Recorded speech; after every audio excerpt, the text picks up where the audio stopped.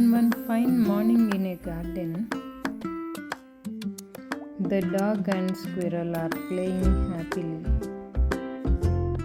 All the animals in the garden appreciate the squirrel for her cute and brave activities.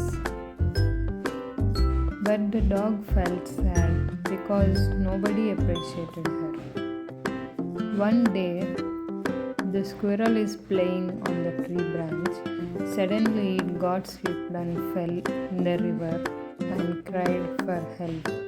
The dog ran fast and jumped into the river.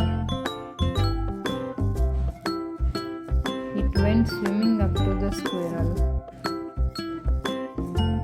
rescued it by holding it with his mouth, and brought it out. The dog kept the squirrel in the river bank. Then all the animals appreciated the bravery of the dog. The dog felt very proud. The end.